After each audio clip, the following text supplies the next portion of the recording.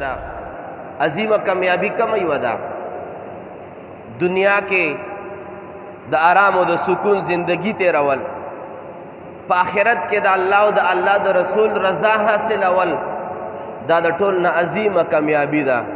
او دا عظیمه کامیابی چرته ملاویږي؟ د الله پاک او د رسول پاک په اتباع کې ملاویږي، په دې کې نه ملاویږي چې خلق بسوای. ځکه رب ذوالجلال خالق کائنات مونږ ته د کامیابی نقطه وښوده. نقطه د کامیابی دا ده چې که ته خوراک کوې، خوراک هم اتباع رسول کې وکړه. لکه مثال کالج او په یونیورسټیانو کې ماشومان خوراکونه کوي، په ښي لاس کې به برګر یا شورمه نیولې وي، په ګس لاس کې به پیپسي بوتل نیولې وي، د دې نه په ولاړه باندې چک اخلي او په ګس لاس باندې بوتل څکي. آیا په ګس لاس باندې خوراک شته؟ اسلام کې نشته. تر خوراکه پورې موږ له اتباع رسول ضروري ده.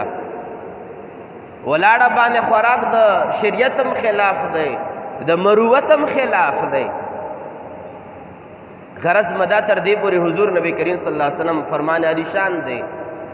یو کس به خامخ ناس و نبی پاک صلی الله علیه وسلم سره خوراک کې لګیا و، په ګس لاس باندې خوراک کولو. نبی پاک صلی الله علیه وسلم فرمایي کل بیمینک، جناب والا په ښي لاس باندې خوراک کوه، دا ګس لاس باندې ولې خوراک کوي؟ دا کس ورته وایي چې یا رسول الله صلی الله علیه وسلم ښی لاس مخلې ته نه اوچتېږي، کني ما په ښي لاس باندې خوراک کړی وی. نبی پاک صلی الله علیه وسلم ورته فرمایي چې ټیک ده چې نه اوچتېږي، نو لستطعت بیا به نه اوچتېږي. نو راوي فرمایي چې دغه سړي ښي لاس خولې ته اوچتېدو، خو لیکن په ګس لاس باندې تکبر د وجې نه خوراک کولو. نبی پاک ته عرض کوي ما ښی لاس اوچتېږي نه، نبی پاک فرمایي چې نه اوچتېږي، بس بیا به نه اوچتېږي. نو راوي فرمایي چې په ژوند کې دغه سړي بیا په ښي لاس باندې چرته خوراک ونه کړی شو. ځکه نبی پاک ته یې دروغ وویل چې دا ښی لاس به نه اوچتېږي.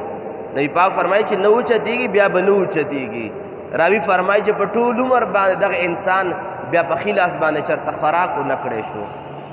اتباع سنت په خوراک کې هم پکار ده، اتباع سنت اوده کېدو کې هم پکار ده.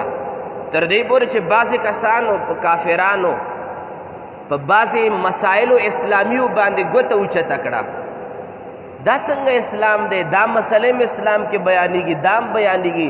تفصیل طرف ته به نظم چې کله صحابه کرام خبر شول چې دا کافران اسلامي په بعضې مسایلو باندې ګوته اوچتوي، صحابه ورته فرمایي چې دا مسایل خو پرېږده، مونږ اسلام د زړه د کومې نه قبول کړی دی، زمونږ هغه پاک اسلام دی، هغه عظیم اسلام دی چې نور هر څه خو پرېږده، چې مونږ ته یې د استنجا طریقه هم ښودله چې استنجا به ته څنګه کوې، مونږ په دې باندې شرمېږو نه. دا د مونږ دین اسلام دا د عظمت دلیل دی چې خوراک نه واخله تر اوده کېدو پورې، اوده کېدو نه واخله تر بازاره پورې، بازار نه واخله تر خرید و فروخت پورې، خرید و فروخت نه واخله تر ګاونډي حقوقو پورې.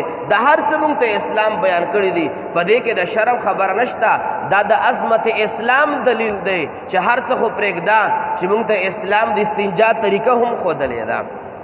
تر دې پورې علما کرام فرمایي چې اسلام رسومات، د اسلام تعلیمات اپناول په مقابله د رسوماتو کې دغه انسان ته ګارنټي قرآن ورکړې ده چې هغه انسان چې د رسوماتو په مقابله کې د الله د رسول تعلیمات اپناوي، دغه انسان ته به 100% په دنیا کې هم ښه فیصله او نتیجه ملاویږي او په آخرت کې به هم ورته ملاویږي. او د دې برعکس چې کچرې مونږه خپل معاشرې ته د واده په رسوماتو کې، د مړي په رسوماتو کې، دارنګې د ژوند په هر ډګر کې مونږ علاقایي رسومات اپناوو او تعلیمات محمدي صلی الله علیه وسلم مونږ پرېښودي دي. هغې نتیجه څه ده؟ هغې نتیجه دا ده چې مونږ معاشره د فساد شکار شوه، مونږ معاشره د اختلافاتو شکار شوه، مونږ معاشره د جنگ جګړو د جدل شکار شوه. چې کله د خور او د لور د وراثت مسله راشي، آیا رونه خور له چرته وراثت ورکوي نه ورکوي پلار چې کله تقسیم کوي لورانې په شا باندې وساتي چا خو د بل کور کې واده دي بعضې بچي چې په ژوند کې ورسره نالګي وي پلار سره هغې له سرټیفیکیټ د عقدنامې وله ورکي دغه ټول چې کله د اسلام خلاف رسوماتو له ترجیح ورکړی شي او تعلیمات او سنت مصطفی علیه السلام پرېښودلی شي نتیجه به سوي فسادات نتیجه به سوي قتل و غارت نتیجه به سوي وینه تویول نتیجه به سوي نفرت نتیجه به سوي د یو کور باندې بندش